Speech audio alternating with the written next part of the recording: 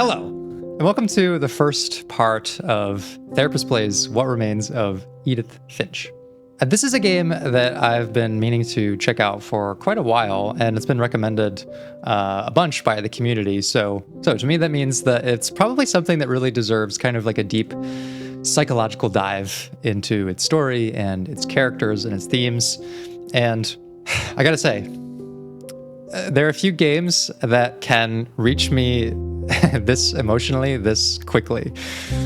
But something this game is doing has already accomplished that. So I expect this to be quite a heavy series, but one that I'm glad is going to allow us to visit some very heavy subjects in a very beautiful story. So if this is your first time on the channel, then welcome. And I hope you all enjoy this first look at What Remains of Edith Finch. All right, let's do this. What Remains of Edith Finch.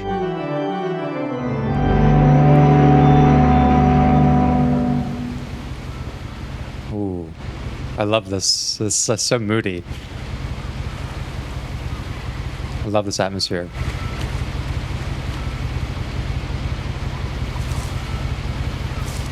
We've got a journal here. Okay, let's give it a look. A lot of this isn't going to make sense to you, and I'm sorry about that. I'm just going to start at the beginning, with the house. Oh, man.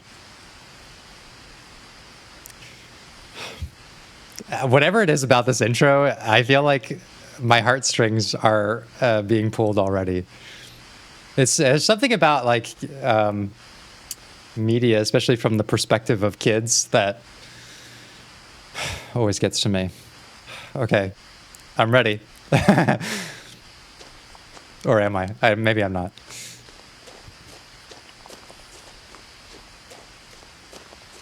I lived here until I was 11, but I wasn't allowed inside half the rooms.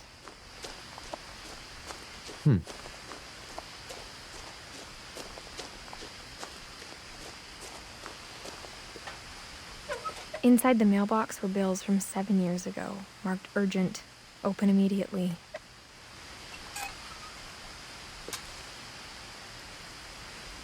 The immediate sense I get is one of like kind of stifled curiosity. Obviously, kids are very curious. That's like the whole point of being a kid. And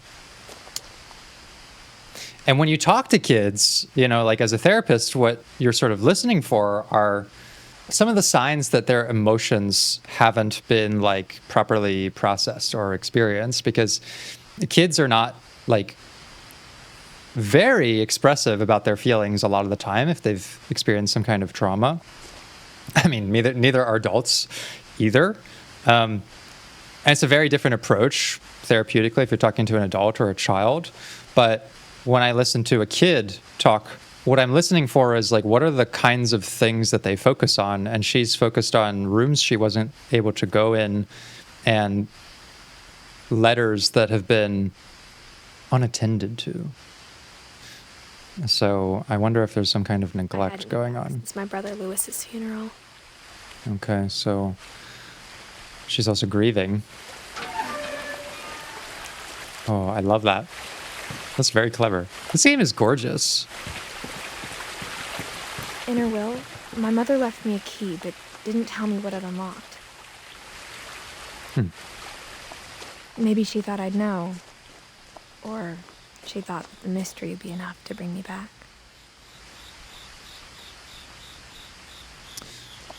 Okay. The Finches. So she left home. Was she running away? And what was happening?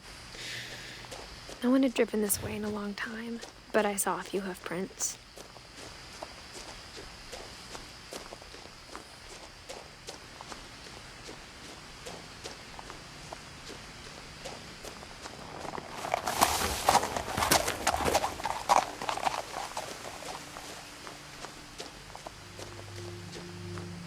The truth is, even after I inherited the house, I never thought I'd come back to it.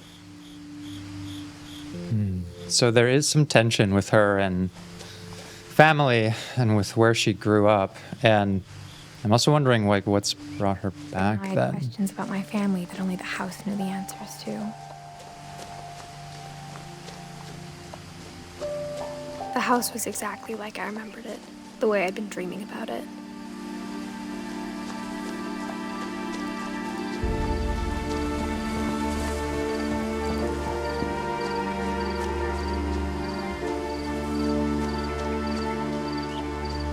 As a child, the house made me uncomfortable in a way I couldn't put into words. In a way I couldn't put into words. Yeah, exactly. Like, it's so heartbreaking. Like, as an adult, you sense that something, like, has gone wrong for a child, whether that's some kind of abuse or neglect, or maybe it's a kind of grief. We don't know exactly the situation, but, like, because the child can't necessarily articulate it and you're wanting to handle it very sensitively, with an adult, you might be able to very simply ask, like, what made you uncomfortable about it? Or when did you start noticing that feeling? With a kid, what I might ask instead is, like, where would you go to play in the house? And I'd imagine maybe she'd say something like, I'd play outside. Did you always play outside?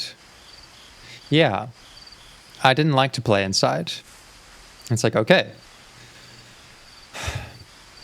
The child doesn't necessarily need to be able to articulate that the house made them uncomfortable, because you can sort of understand by the way they talk about their experience there Now, as a 17-year-old, what they felt there. I knew exactly what those words were.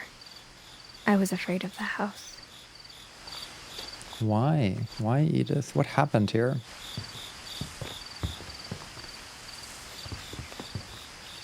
Missing? Does that say missing? So she did run away then. Milton Finch.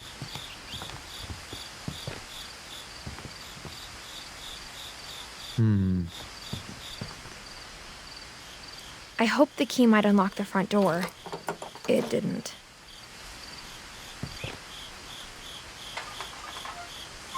Looking in, I felt like the house itself had been waiting for me.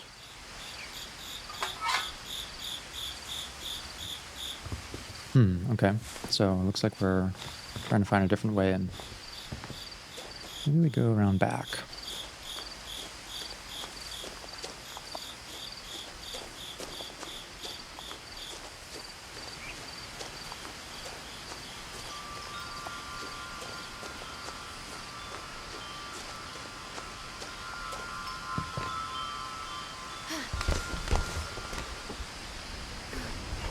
Crawling through the doggy door used to be a lot easier when I was 11.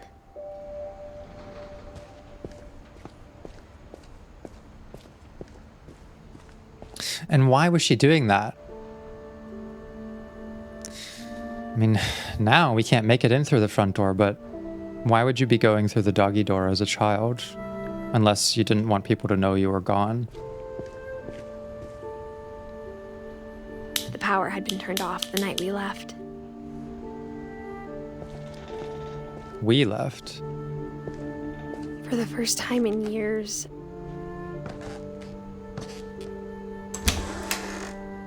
I felt like I was home.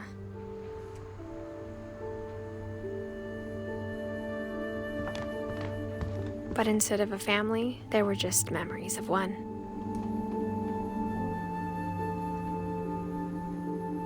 Edith, Eddie, Lewis, Dawn.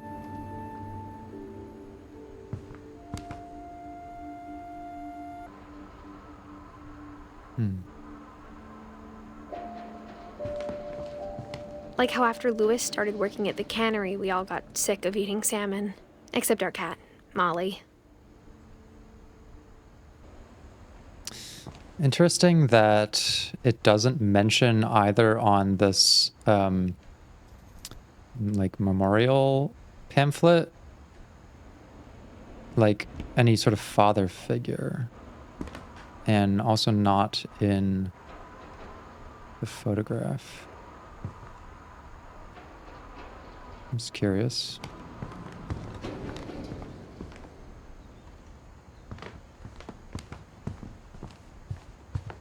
The table was still a wreck from the night we left. It was like a bomb had gone off, killing everyone but sparing the furniture.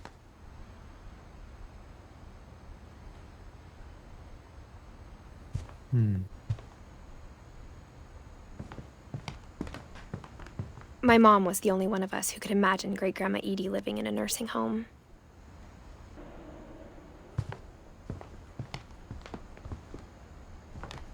Nothing in the house looked abnormal. There was just too much of it, like a smile with too many teeth. Ooh, that's a great visual. Yeah, she's talking about how they left.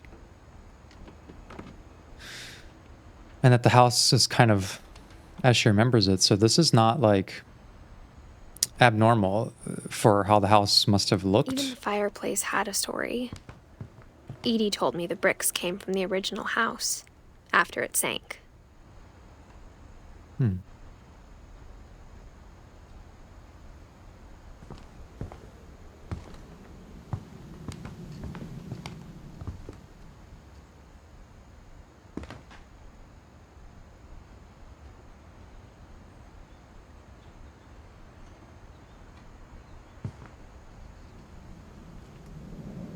Is this Dad, maybe?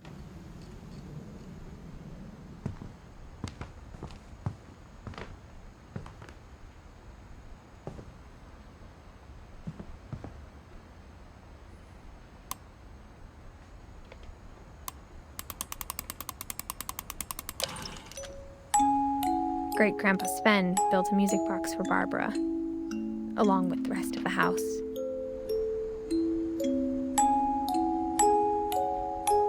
Barbara Finch.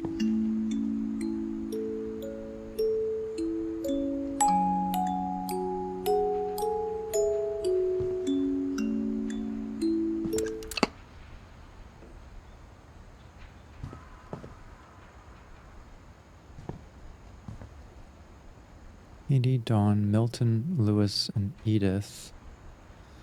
So Milton's stuff is gone. And I think it said Milton on the missing persons page out front. My mom wasn't much of an optimist, but she never stopped believing that my brother Milton was alive. So Lewis passed away. Milton went missing.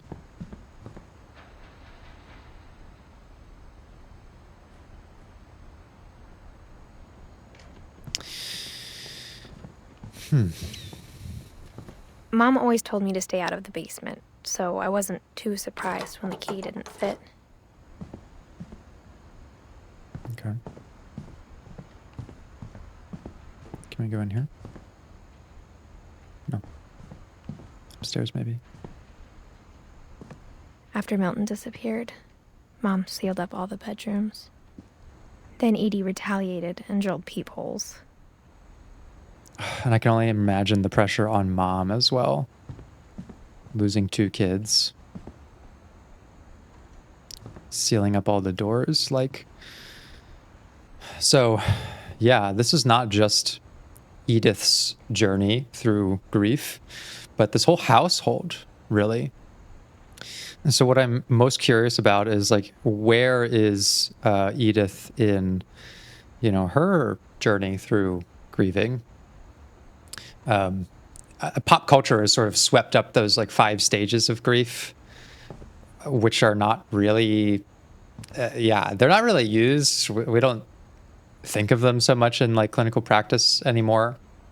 Partially because, like, some of that research from Elizabeth Kubler-Ross was done on people who were dying themselves, not necessarily on people who were grieving those who were dying. Those 5 stages were something she observed in people who were grieving their own lives. And then this was, like, sort of later adapted to people who were grieving the loss of someone else. It's not to say that, like, people won't go through those different experiences: denial, anger, bargaining, depression, acceptance. Those are common experiences in grief and in dying. But they aren't always going to be linear like that. And so when I think about a character like Edith and a character like Edith's mom, Dawn, and everyone in this family, that's not necessarily how we want to think about, like, oh, well, where is she in her grieving journey? Is she at the acceptance stage yet? There are aspects of a loss that you can accept early on and struggle to accept certain other things. You know, it's very likely that Dawn, the mom of this household, accepted that, you know, one of her children had passed away and another one had gone missing. And everything short of like pretending that those things didn't happen is a kind of acceptance. But she may not have accepted, for example, that something had happened to Milton, right? Like Edith was saying, she kind of always held out that he was still out there. And what I'm wondering is if in Mom's experience of losing two children to different things, if that wasn't what caused her to start boarding up these rooms, and that probably felt very suffocating for someone like Edith, who, although Mom's intention might have been to protect her from something else happening, that's going to lead to a lot of mental health implications for a child who is, you know, 11 years old as well, that they may start to associate the loss of these children with their own punishment. Edie's father, Odin, built the original house. Which is an enormous amount of pressure and confusing pressure to put on a child. Whenever people ask me about my family, the first thing they always want to know about is Barbara. So Barbara was kind of famous.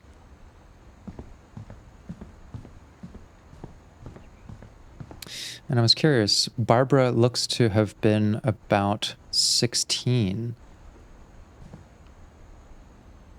when she passed away. Was Barbara like maybe a sibling of Dawn's who also passed away young? Yeah, the compounding effects of like familial grief. Really like a kind of generational trauma at that point. Calvin, 11 years old. Gregory, 1. What is happening in this family? Sven and Edie. So they must have been grandparents.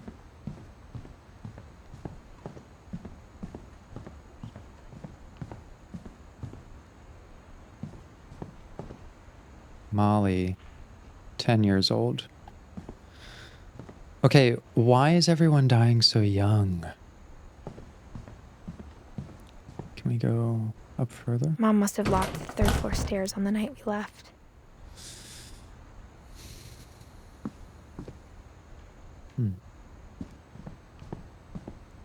I spent a lot of time playing in Great Uncle Walter's room. I think my mom sometimes regretted not sealing it up.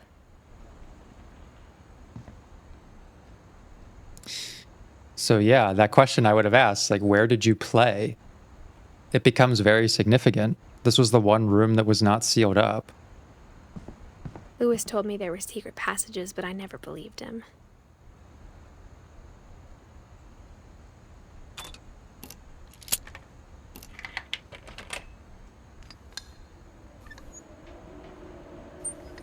Turns out, my mom was really good at keeping secrets.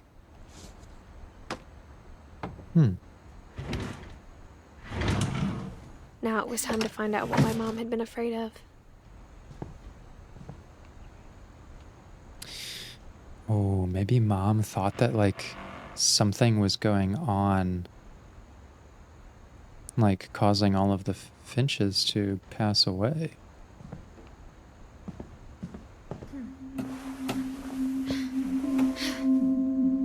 From the paintings on the wall, it was clear my brother Milton had been here before me.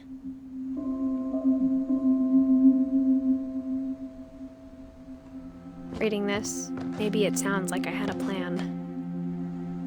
But I had no idea what was behind that door.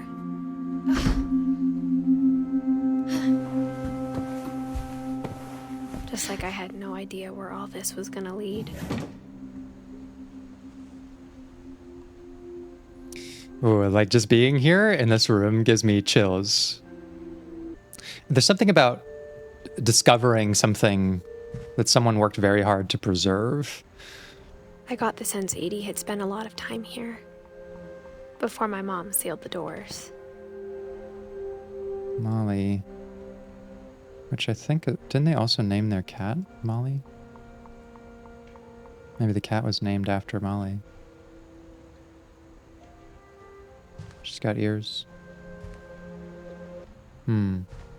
Molly, Barbara, Dawn, maybe. 3 kids. I grew up looking at Molly's room through the peephole. Molly's gerbil had a tiny bedroom with its own even tinier gerbil cage.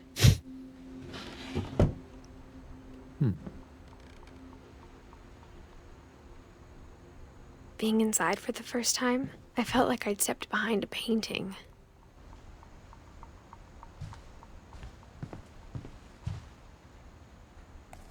Molly Finch. December 13th, 1947. Dear Diary, I'll be gone soon, but I wanted to tell somebody about what's gonna happen. It started when Mom sent me to bed without dinner. I woke up and I was starving, so I looked around for something to eat.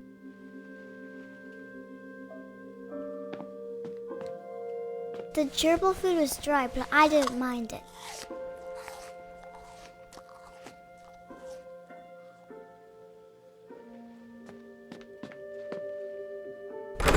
Mom, can I come out now? Sweetheart, it's late. Go to sleep.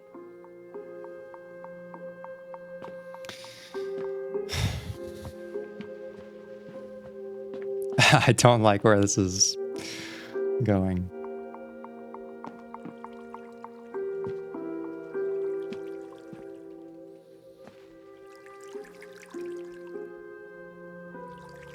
I thought about eating Christopher, but I held back.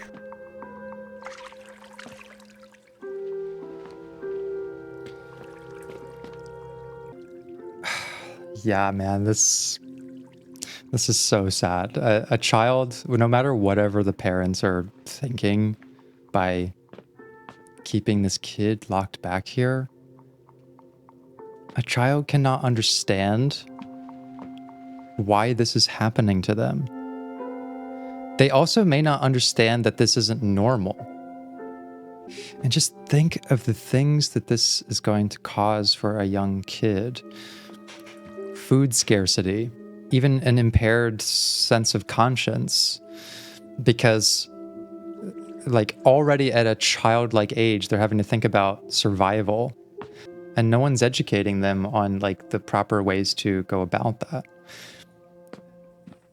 And yet Molly still hesitates when she thinks about eating the fish, because even at this age, there's just an intuitive sense that that's not right.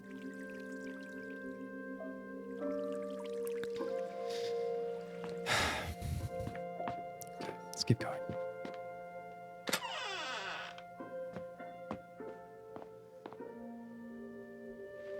I kept eating and eating.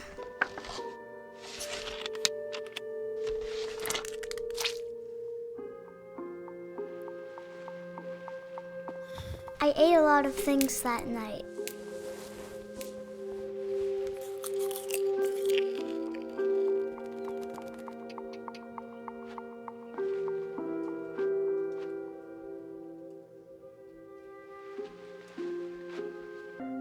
So not only is she getting the message that she's not allowed to Then eat, I heard chirping outside my window. but I can also imagine that if, like, whoever put her in here, parents, whatever, discovered that she's eating things, she's going to be communicated to that that was wrong. That was the wrong thing to do when she's literally doing anything she can to survive. It was a barn swallow going back to her nest. I reached out for her.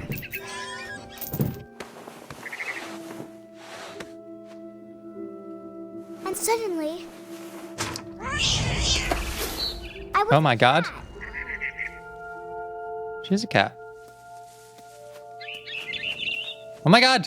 I'm a cat! I'm a cat! Finally! Who would have thought that it took the traumatic child neglect story to finally give me an experience I have been craving for a lifetime? Oh my god. Am I purring? Oh my god, this is great.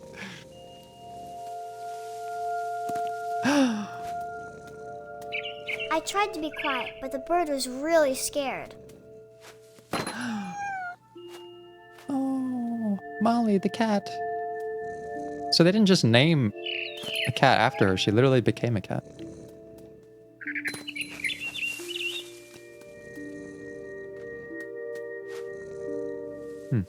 Where to next? Mom and Dad didn't even look at me.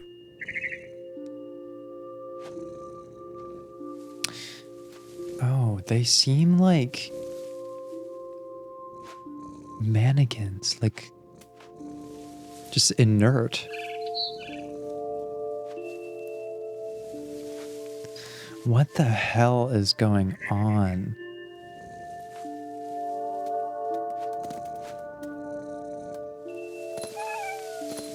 Oh. I love this. I jumped and I almost got her. Oh. Go, Molly, go, get the birdie.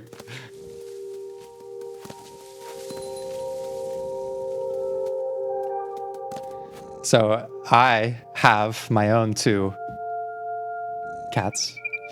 And you can, like, just by watching them, I can see how important play and survival have become associated, because like the way that they hunt is like almost the same way that they play. They chase each other around, they're jumping off of stuff.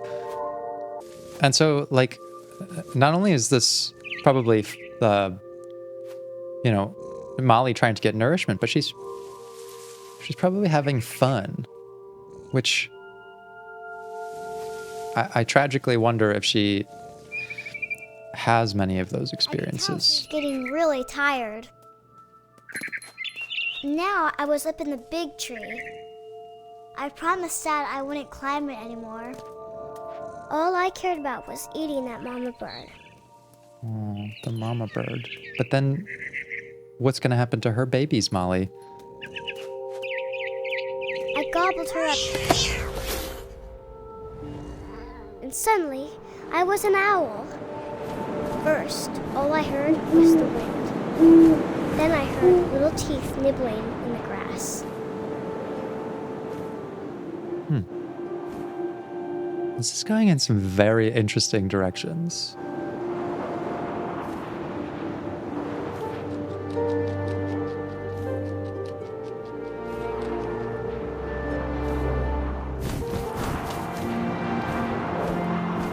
Ooh, okay, we're actually... rabbits. There's a rabbit. Oh my god! I imagined his face looking up and seeing mine through my talons. I swallowed him up, and I didn't chew one bit. Flew off to find something bigger. Oh my goodness. Poor thing is starving. Okay, what are we looking for now? Mama rabbit.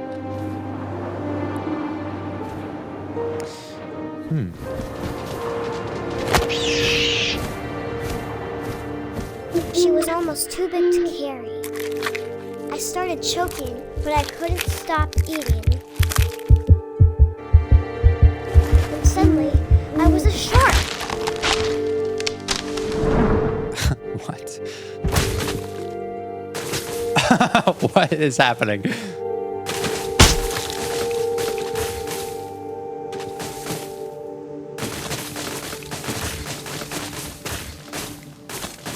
I am so enthralled by I rolled off a cliff and into the ocean. What I'm seeing here. Now, I was hungrier than ever. And at the same time, mortified that this poor little girl's idea of escapism is literally a fantasy about satisfying her hunger with more and more. And this focus on like the mama animals. That juicy seals. Oh my god. Tore off her flipper and it tasted really good. The focus on the mama animals makes me think that, yeah, she associates like mother figures as powerful.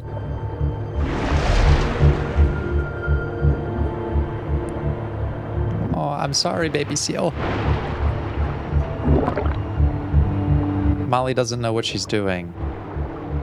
I grabbed on tight. But I was so hungry, I jumped out of the water. When I opened my eyes, everything had changed.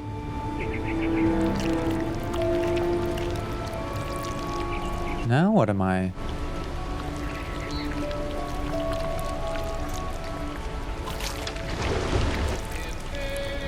A worm?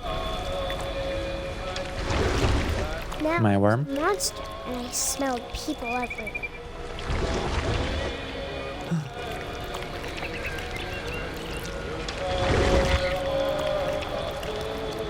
What are you gonna do, Molly?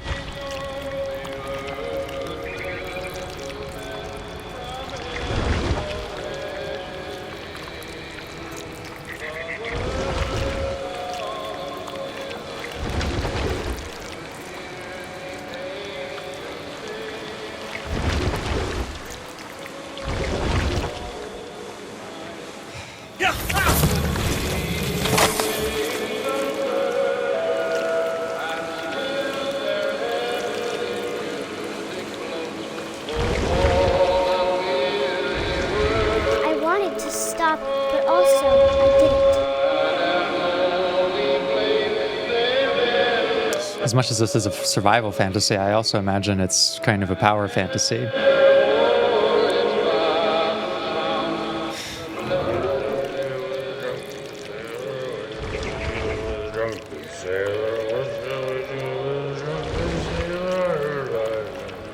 At a time where this kid is supposed to be exploring how they exist in the world, playing, learning the rules of things. Like, that's what a child is supposed to do. They're supposed to play and learn the rules of like life, and they're supposed to have safe places to make mistakes. And this is a child who isn't getting any of that. And so no wonder she doesn't understand the implications of this.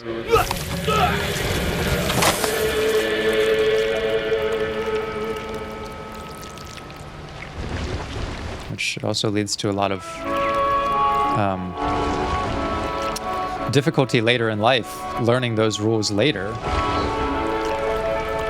And some people never do. After the last passenger, I was still hungry.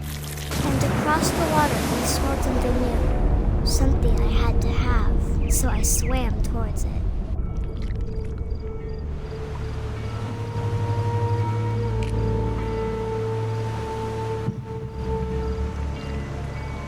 I slithered onto the sand, and the good smell went into an old pipe.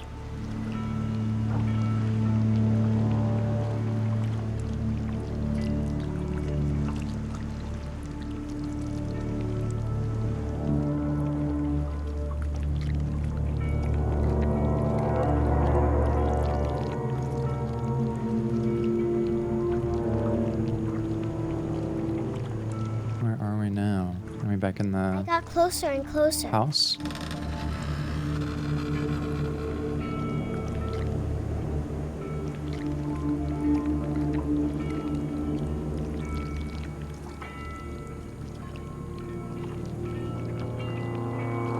All of my stomach started growling.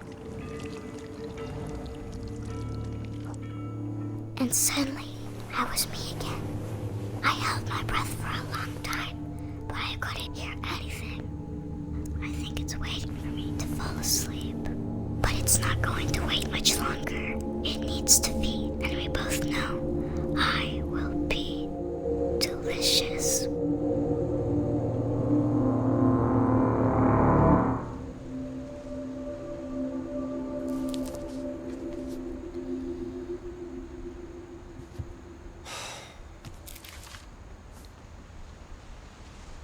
I'm not sure if I believed all of that, but I'm sure Edie would have. Oh, this is like family tree. Odin and Edie. Walter, Sam, Calvin, Barbara, Molly. Sam was 33. Walter, 53. Kay and Sanjay and Sven don't have ages, interestingly.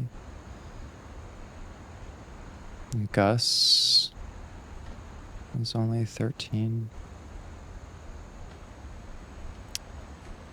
Did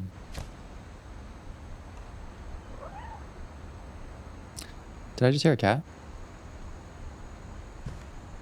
Is that a cat? It was a cat.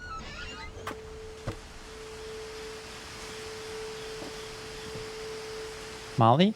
This will be obvious later, but my mom never told me any of these stories. Edie would have, but Mom didn't like bringing up the past. Though, when we adopted a stray kitten, she was the one who named it Molly.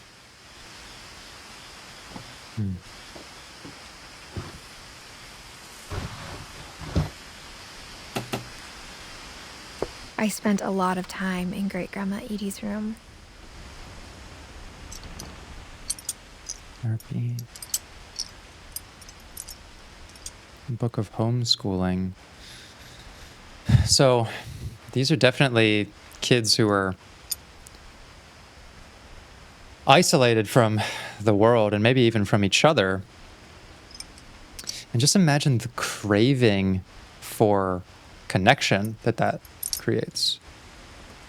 You know, there was a pretty famous psychological study, horrific that this was even conducted, but it is quite foundational to our understanding of child psychology.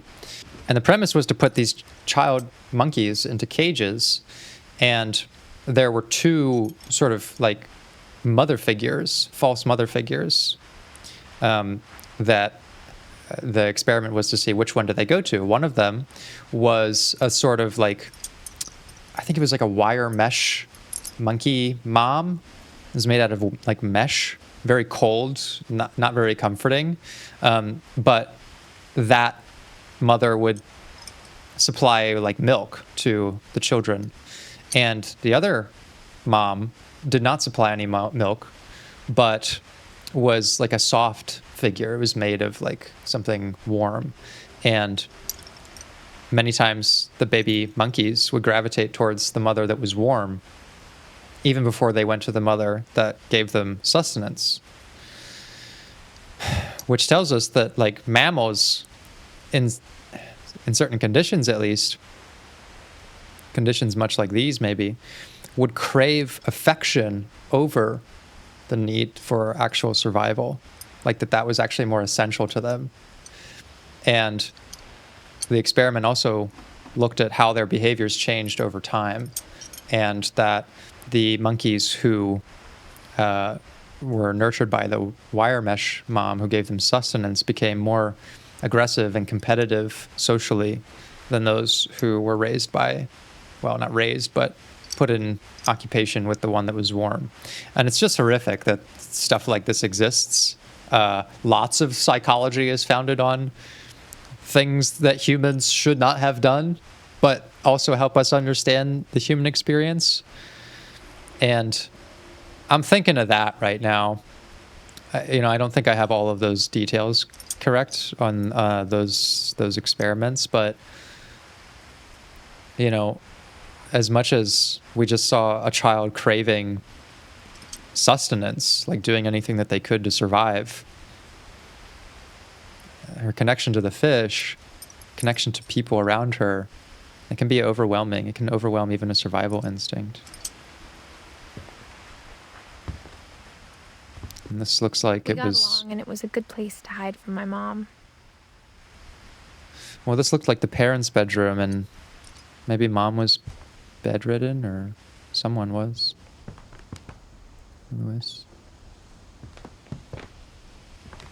Louis died a week before we left, but Edie had already started to memorialize him.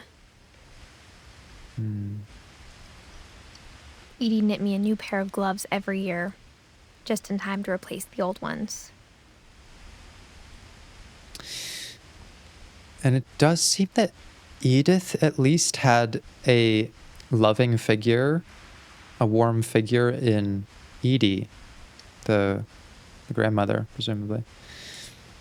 Which maybe kind of explains why she... I don't know, maybe she's had an easier time adjusting to the world outside of this, like, very reclusive environment. Edie gave a big interview about a mole man living under the Finch house. My mom was furious. The druid world. I hadn't thought of myself as Edith Jr. for a long time. Edith Jr. Lake Trip. Conspiracy Now.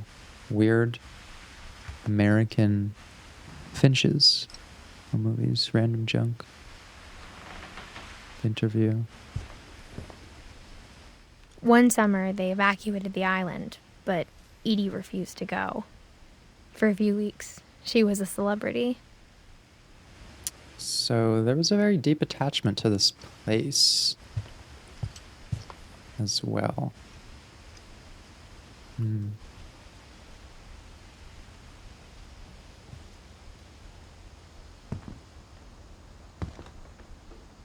And Edith seems to be the last. It's like a museum.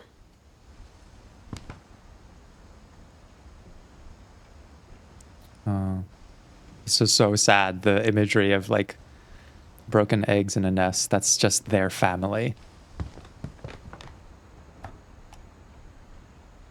For 500 years, the Finches have been famous throughout Norway for their fortune and misfortune. Odin Finch buries the latest victims of the family curse, his wife Ingeborg and their newborn son, Johan.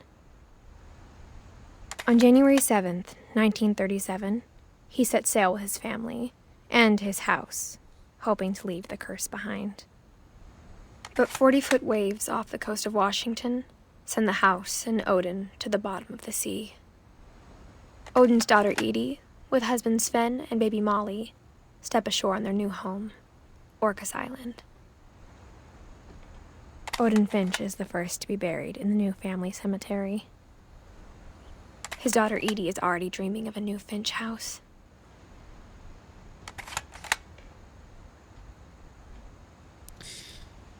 So there is like a, like family curse. Whatever's wrong with this family, it goes back a long ways.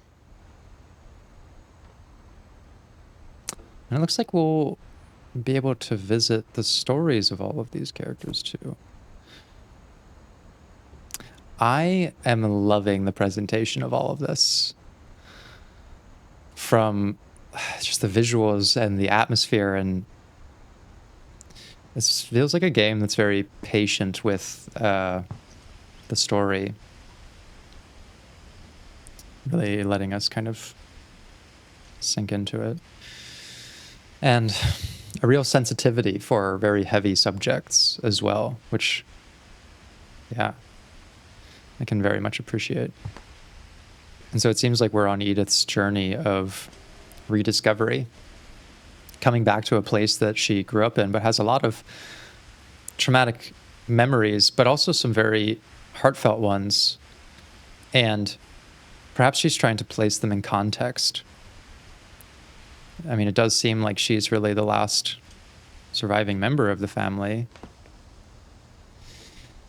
And I wonder what kinds of ideas she has about what that means for her. she's lost a lot of people, and the emotions she has with those people aren't exactly simple. That's one of the most difficult things to navigate whenever I'm doing any kind of grief counseling with someone is the experience of grief makes us want to feel sad for loss. Obviously, that's like what we're supposed to feel, right? But grief itself, I don't really consider an emotion. I consider it more of an experience that will bring you many emotions.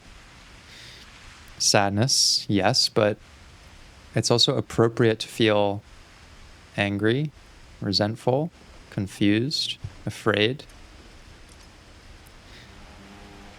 and maybe even happy,